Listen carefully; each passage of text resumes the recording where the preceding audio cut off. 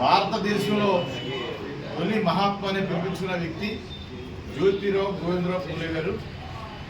ఆయన జైలు పురస్కరించిన వివరాలను తెలియజేసి పార్టీ తరఫున మరి గోడ్సేదర్శనలు సార్ గారు పార్టీ శ్రేణుల ఆధ్వర్యంలో ఘనంగా నివాళులు అర్పిస్తున్నాం. ఆయన ఈ దేశంలో ఎంతో మహోన్నతమైన వ్యక్తి, అణగారిన వర్గాల కోసం ఎంతో పోరాడిన వ్యక్తి. ఈ దేశంలో మహిళల కోసం భార్య సావిత్రిబాయి పూలేతో కలిపి ఒక స్కూల్ ఏర్పాటు చేసి మహిళలకు కూడా ఈ దేశంలో ఈ ప్రపంచంలో ఉన్నత స్థానంలో తీసుకెళ్ళని చెప్పి ఆకాంక్షించిన వ్యక్తి.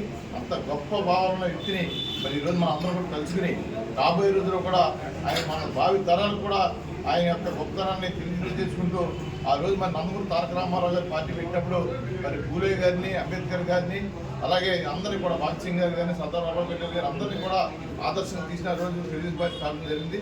ఈరోజు చంద్రబాబు నాయుడు గారు, లోకేష్ గారు కూడా ఆ దారిలోనే మన రాష్ట్రంలో ప్రజాస్వామ్యబద్ధంగా ఈ పరిపాలన జరుగుతుంటే ఈరోజు పూర్వీకులు పెద్దలందరికీ కూడా వాళ్ళ జ్ఞాపకాలను తెలుసుకుంటూ ఈ కార్యక్రమం జరుగుతున్నాయి.